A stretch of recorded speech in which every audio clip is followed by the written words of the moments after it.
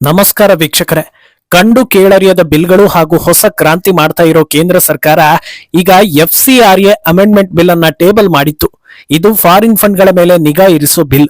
ಅದರ ಬೆನ್ನಲ್ಲೇ ಈಗ ಕ್ಯಾಥೋಲಿಕ್ ಬಿಷಪ್ಗಳೆಲ್ಲ ಗೃಹ ಸಚಿವರಿಗೆ ಪತ್ರ ಬರೆಯುವ ಮೂಲಕ ತಮ್ಮ ಆತಂಕವನ್ನ ವ್ಯಕ್ತಪಡಿಸಿದ್ದಾರೆ. ಈ ಅಮೆಂಡ್ಮೆಂಟ್ ಮಾಡಬೇಡಿ, ಇದರಿಂದ ನಮ್ಮ ಹಕ್ಕುಗಳಿಗೆ ಸಮಸ್ಯೆ ಅನ್ನೋದನ್ನ ಹೇಳ್ತಾ ಇದ್ದಾರೆ.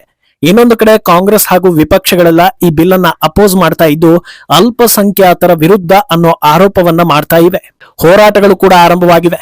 ಆದ್ರೆ ಈ ಬಗ್ಗೆ ಕ್ಲಾರಿಟಿ ಕೊಟ್ಟಿರೋ ಸಚಿವ ಕಿರಣ್ ರಿಜಿಜು ವಾಸ್ತವ ಏನು ಹಾಗೂ ವಿಪಕ್ಷಗಳು ಹೇಳ್ತಾ ಇರೋದೇನು ಅನ್ನೋದನ್ನ ಬಿಡಿಸಿ ಹೇಳಿದ್ದಾರೆ.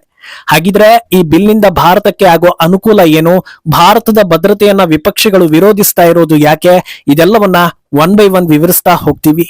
ಈ ವಿಡಿಯೋವನ್ನ ತಪ್ಪದೆ ಕೊನೆ ತನಕ ನೋಡಿ. ಅದಕ್ಕೂ ಮುನ್ನ ಮೀಡಿಯಾ ಮಾನ್ಸ್ಟರ್ ಚಾನೆಲ್ ಅನ್ನ ತಪ್ಪದೆ ಸಬ್ಸ್ಕ್ರೈಬ್ ಮಾಡಿ.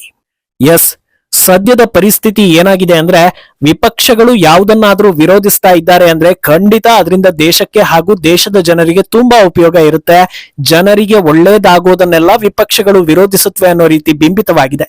ಯಾಕಂದ್ರೆ ಈ ಹಿಂದೆ ವಕ್ಫ್ ಕಾಯ್ದೆ ತಂದ್ರು, ಅದರಿಂದ ದೇಶಕ್ಕೆ ಹೇಗೆ ಅನುಕೂಲ ಅನ್ನೋದು ಭಾರತೀಯರಿಗೆ ಗೊತ್ತು. ಆದ್ರೆ ವಿರೋಧ ಪಕ್ಷಗಳು ವಿರೋಧ ಮಾಡಿದ್ವು.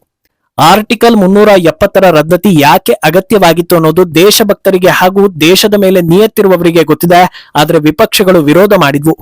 ಭಾರತ ಹಿಂದೂ ದೇಶ ಅಲ್ಲ, ಜಾತ್ಯತೀತ ದೇಶ, ಎಲ್ಲರೂ ಸಮಾನರು ಅನ್ನೋದನ್ನ ವಿಪಕ್ಷಗಳು ಹೇಳುತ್ತವೆ. ಸರಿ, ಅದನ್ನ ಬಾಯಲ್ಲಿ ಹೇಳೋದು ಯಾಕೆ, ಕಾಯ್ದೆಯನ್ನೇ ತರೋಣ ಅಂತ ಯೂನಿಫಾರ್ಮ್ ಸಿವಿಲ್ ಕೋಡ್ ತಂದ್ರೆ ಅದನ್ನು ಕೂಡ ವಿರೋಧಿಸಿದ್ರು. ಈಗ FCRAಗೂ ವಿರೋಧ ಮಾಡ್ತಾ ಇದ್ದಾರೆ ಅಂದ್ರೆ ಖಂಡಿತ ಇದರಿಂದ ಭಾರತಕ್ಕೆ ಒಳ್ಳೇದಾಗುತ್ತೆ ಅನ್ನೋದು ಜನರಿಗೆ ಅರ್ಥವಾಗಿದೆ. ಆದ್ರೆ ಈ ವಿಚಾರ ಈಗ ದೊಡ್ಡ ಚರ್ಚೆಗೆ ದಾರಿ ಮಾಡಿಕೊಡೋದಕ್ಕೆ ಕಾರಣ ಕ್ಯಾಥೋಲಿಕ್ ಬಿಷಪ್ಗಳು ಅಮಿತ್ ಶಾಗೆ ಪತ್ರ ಬರಿತಾ ಇರೋದು. ಇದರ ಬಗ್ಗೆ ತಿಳಿಯೋ ಮುನ್ನ ಮೊದಲು FCRA ಅಂದ್ರೆ ಏನು ಅನ್ನೋದನ್ನ ಹೇಳ್ತೀವಿ. FCRA ಅಂದ್ರೆ ಫಾರಿನ್ ಕಾಂಟ್ರಿಬ್ಯೂಷನ್ ರೆಗ್ಯುಲೇಷನ್ ಆಕ್ಟ್ 2010. ಇದರ ಅಡಿಯಲ್ಲಿ ಭಾರತದಲ್ಲಿ ಸೇವೆ ಹೆಸರಲ್ಲಿ ನಡೀತಾ ಇರೋ ಕ್ರಿಶ್ಚಿಯನ್ ಅಥವಾ ಅಲ್ಪಸಂಖ್ಯಾತ ಶಾಲೆ, ಆಸ್ಪತ್ರೆ, ಹಾಸ್ಟೆಲ್ಗಳು ಸೇರಿ ಇನ್ನಿತರೆ ಸಂಸ್ಥೆಗಳು ಆರಾಮಾಗಿ ಫಂಡ್ ಗಳನ್ನ ಪಡೆಯಬಹುದು. ಈಗ ಇದನ್ನ ಅಮೆಂಡ್ ಮಾಡೋದಕ್ಕೆ ಸರ್ಕಾರ ಮುಂದಾಗಿದೆ. ಅಮೆಂಡ್ಮೆಂಟ್ಗೆ ಯಾಕೆ ಕ್ರಿಶ್ಚಿಯನ್ ಅಸೋಸಿಯೇಷನ್ಗಳು ಹಾಗೂ ಬಿಷಪ್ಗಳು ವಿರೋಧಿಸ್ತಾ ಇದ್ದಾರೆ ಅಂದ್ರೆ ಈ ಕಾಯ್ದೆ ಜಾರಿಗೆ ಬಂತು ಅಂದ್ರೆ NGOಗಳಿಂದ ಫಂಡ್ ಪಡೆದು ನಡೀತಾ ಇರೋ ಎಲ್ಲಾ ಶಾಲೆ, ಆಸ್ಪತ್ರೆಗಳು ಸರ್ಕಾರದ ಕೈವಶವಾಗಿ ಬಿಡುತ್ತವೆ. ಡೊನೇಷನ್ಗಳೆಲ್ಲ ಸರ್ಕಾರಕ್ಕೆ ಹೋಗಿಬಿಡುತ್ತೆ. ಆದ್ರಿಂದ ಇದಕ್ಕೆ ಅವಕಾಶ ಕೊಡಬಾರದು ಅನ್ನೋದು ಸಮುದಾಯಗಳು ಹೇಳ್ತಾ ಇರೋ ಮಾತು. ಸರಿ, ಸರ್ಕಾರ ಯಾಕೆ ಈ ಬಿಲ್ ತರೋದಕ್ಕೆ ಹೋಗ್ತಾ ಇದೆ ಅಂತ ನೋಡಿದ್ರೆ ಫಾರಿನ್ ಫಂಡ್ಗಳು ಇಲ್ಲೀಗಲ್ ಆಕ್ಟಿವಿಟಿಗಳಿಗೆ, ದೇಶ ವಿರೋಧಿ ಚಟುವಟಿಕೆಗಳಿಗೆ, ಮತಾಂತರಕ್ಕೆ ಬಳಕೆ ಆಗ್ತಾ ಇದೆ. ಆದ್ರಿಂದ ಈ ಫಂಡ್ಗಳ ಮೇಲೆ ಗಮನ ಇರಿಸಬೇಕು, ಮಾನಿಟರ್ ಮಾಡ್ತೀವಿ ಅನ್ನೋದನ್ನಷ್ಟೇ ಕೇಂದ್ರ ಸರ್ಕಾರ ಹೇಳ್ತಾ ಇರೋದು. NGOಗಳಿಂದ ಫಂಡ್ ಪಡಿಬೇಕು ಅಂದ್ರೆ ಆಯಾ ಸಂಸ್ಥೆಗಳು FCRA ಲೈಸೆನ್ಸ್ ಅನ್ನ ಹೊಂದಿರಬೇಕು. ಒಂದು ವೇಳೆ ಆ ಲೈಸೆನ್ಸ್ ಮುಗೀತು ಅಂದ್ರೆ ಅದನ್ನ ಮಾನಿಟರ್ ಮಾಡ್ಲೇಬೇಕಲ್ವಾ.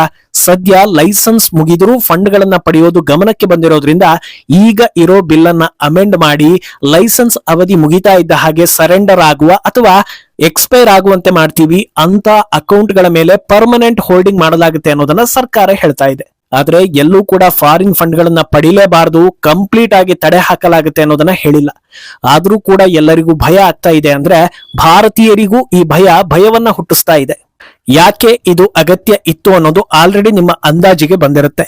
ಇನ್ನೂ ಬಿಡಿಸಿ ಹೇಳೋದಾದ್ರೆ ಕೆಲ ತಿಂಗಳುಗಳ ಹಿಂದೆ ಭಾರಿ ಎಜುಕೇಟೆಡ್ ಡಾಕ್ಟರ್ಗಳೆಲ್ಲ ಬಾಂಬ್ ತಯಾರಿಸ್ತಾ ಇದ್ದಿದ್ದು ಹಾಗೆ ಇನ್ನಿತರ ವಿಧ್ವಂಸಕ ಕೃತ್ಯಕ್ಕೆ ಪ್ಲಾನ್ ಮಾಡುವಾಗ ಸಿಕ್ಕಿಬಿದ್ರು. ಇವರನ್ನ ಹಿಡಿದೇ ಇದ್ದಿದ್ರೆ ಸಾವಿರಾರು ಜನರನ್ನ ಕೊಲ್ಲೋ ಕೆಲಸ ಇವರ ಕಡೆಯಿಂದ ಆಗ್ತಾ ಇತ್ತು. ಒಂದು ವೇಳೆ ಇವರು ಸಿಕ್ಕಿ ಬೀಳದೆ ಬ್ಲಾಸ್ಟ್ ಆಗಿತ್ತು ಅಂದ್ರೆ ನಮ್ಮ ದೇಶದ ಬುದ್ಧಿವಂತರು ಮೋದಿ ಏನ್ ಮಾಡ್ತಾ ಇದ್ದಾರೆ, ಸೆಕ್ಯೂರಿಟಿ ಲ್ಯಾಬ್ಸ್ ಹೇಗಾಯ್ತು ಅಂತ ಪ್ರಶ್ನೆ ಮಾಡ್ತಾರೆ. ಆದ್ರೆ ದೇಶದ ಒಳಗೆ ಇಂಥ ಗನಂದಾರಿ ಕೆಲಸ ಮಾಡುವವರನ್ನ ಹುಡುಕೋದು ಕಷ್ಟ ಅನ್ನೋದನ್ನ ಅರ್ಥ ಮಾಡ್ಕೊಳ್ಳೋದಿಲ್ಲ. ಒಬ್ಬ ವ್ಯಕ್ತಿ ಮಾಡೋ ಕೆಲಸ ಬಿಟ್ಟು ಬಾಂಬ್ ತಯಾರಿಸ್ತಾನೆ ಅಂದ್ರೆ ಆತನಿಗೆ ದಿನನಿತ್ಯದ ಜೀವನ ನಡೆಸೋದಕ್ಕೆ, ತಿನ್ನೋದಕ್ಕೆ, ತಂಗೋದಕ್ಕೆ ಸಂಬಳ ಎಲ್ಲಿಂದ ಬರುತ್ತೆ? ಯಾರಾದ್ರೂ ಒಬ್ರು ಫಂಡ್ ಮಾಡ್ಲೇಬೇಕಲ್ವಾ? ಅದು ಯಾರು, ಯಾವ ಹಣ ಇಂಥ ಕೆಲಸಗಳಿಗೆ ಬಳಕೆ ಆಗ್ತಾ ಇದೆ ಅನ್ನೋದು ಪತ್ತೆ ಆಗ್ಬೇಕು ಅಂದ್ರೆ ಫಾರಿನ್ ಫಂಡ್ ಗಳನ್ನ ಮಾನಿಟರ್ ಮಾಡೋ ಕೆಲಸ ಆಗ್ಬೇಕು. ಇನ್ನು ಒಂದಷ್ಟು ಜನರು ನಿರಂತರವಾಗಿ ಮತಾಂತರ ಕೆಲಸದಲ್ಲಿ ತೊಡಗಿದ್ದಾರೆ. ಕರ್ನಾಟಕದಲ್ಲಿ ನಿನ್ನೆ ಸಂತೆಯಲ್ಲಿ ಮತಾಂತರ ಮಾಡ್ತಾ ಇರುವಾಗ ಜನರು ಹೊಡೆದು ಓಡಿಸಿರೋದು ಗೊತ್ತಾಗಿದೆ. ನಿಯತ್ತಲ್ಲಿ ದುಡಿದು ತಿನ್ನುವವರು ಇಡೀ ತಿಂಗಳು ಕಷ್ಟಪಟ್ಟು ತಿಂಗಳಿಗೆ ಒಂದು ಸಲ ಸಂಬಳ ಪಡೆದು ನೆಮ್ಮದಿಯ ಜೀವನವನ್ನ ಸಾಗಿಸ್ತಾ ಇದ್ದಾರೆ. ಆದ್ರೆ ದಿನವಿಡೀ ಈ ರೀತಿ ಗುಂಪು ಗುಂಪಾಗಿ ಹೋಗಿ ಮತಾಂತರ ಮಾಡೋದಕ್ಕೆ ಟೈಮ್ ಸಿಗುತ್ತೆ ಅಂದ್ರೆ ಇವರಿಗೆ ತಿನ್ನೋದಕ್ಕೆ, ತಂಗೋದಕ್ಕೆ, ಓಡಾಡೋದಕ್ಕೆ ಹಣ ಕೊಡೋದು ಯಾರು? ಯಾರಾದ್ರೂ ಒಬ್ರು ಕೊಡ್ಲೇಬೇಕಲ್ವಾ? ಸೇವೆಗೋಸ್ಕರ ಹಣ ಬಂತು ಅಂದ್ರೆ ಅದು ಸ್ವಾಗತಾರ್ಹ. ಸೇವೆ ಹೆಸರಲ್ಲಿ ಇಂಥ ಕೆಲಸಗಳು ಆಗುತ್ತೆ ಅಂದ್ರೆ ಅದನ್ನ ಯಾರಾದ್ರೂ ತಡಿಬೇಕಲ್ವಾ? ಅದು ಸರ್ಕಾರದ ಜವಾಬ್ದಾರಿ ಅಲ್ವಾ? ಅದೇ ಕಾರಣಕ್ಕೆ ಈ ಫಂಡ್ಗಳನ್ನ ಮಾನಿಟರ್ ಮಾಡೋದಕ್ಕೆ ಈ ಅಮೆಂಡ್ಮೆಂಟ್ ಅಗತ್ಯ ಅಂತ ಸರ್ಕಾರ ಹೇಳ್ತಾ ಇರೋದು. ಈ ಬಿಲ್ ಉದ್ದೇಶ ಏನು ಅಂತ ಗೊತ್ತಾದ್ಮೇಲೆ ಭಾರತೀಯರು ಇದನ್ನ ಸರಿ ಅಂತ ಒಪ್ಕೊಳ್ತಾ ಇದ್ದಾರೆ. ಆದ್ರೆ ಕಾಂಗ್ರೆಸ್ ಹಾಗೂ ವಿಪಕ್ಷಗಳು ಇದನ್ನ ಡ್ರಾಕೋನಿಯನ್ ಅರ್ಥಾತ್ ಅತ್ಯಂತ ಕ್ರೂರ ಬಿಲ್ ಅಂತ ಕರೀತಾ ಇವೆ.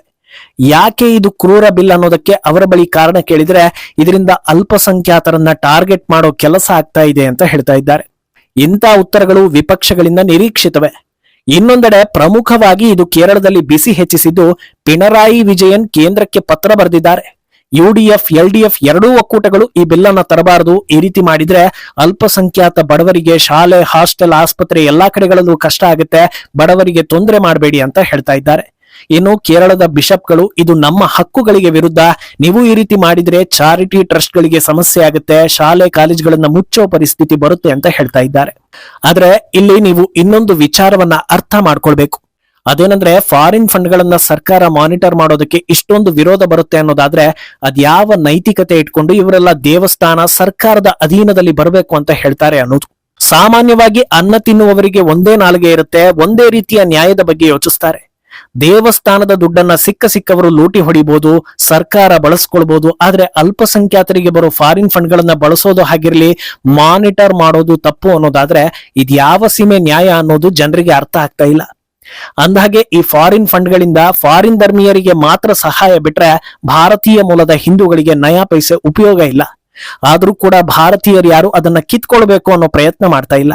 ದೇಶದ ಭದ್ರತೆ ಸಲುವಾಗಿ ಮಾನಿಟರ್ ಮಾಡೋದಕ್ಕೂ ಕೂಡ ಅಡೆತಡೆಗಳು ಬರ್ತಾ ಇದೆ. ಅಂದಹಾಗೆ ಈ ಸಂದರ್ಭದಲ್ಲಿ ಸಾರ್ವಜನಿಕರು ಒಂದಷ್ಟು ವಿಚಾರಗಳನ್ನ ಹೇಳ್ತಾ ಇದ್ದಾರೆ. ಅದೇನಂದ್ರೆ ಫಾರಿನ್ ಫಂಡ್ ಗಳಿಂದ ರನ್ ಆಗೋ ಶಾಲೆ ಅಥವಾ ಕಾಲೇಜ್ಗಳಲ್ಲಿ ನೀನು ಹಿಂದೂ ಆಗಿ ಕಲಿಯೋದಕ್ಕೆ ಸಾಧ್ಯವೇ ಇಲ್ಲ. ಅವರವರ ನಿಯಮಗಳಿಗೆ ತಕ್ಕಂತೆ ಉಡುಗೆ ತೊಡುಗೆ ಲೈಫ್ ಸ್ಟೈಲ್ ಎಲ್ಲವೂ ಬದಲಾದ್ರೆ ಮಾತ್ರ ಒಳಗೆ ಸೇರಿಸ್ಕೊಳ್ತಾರೆ.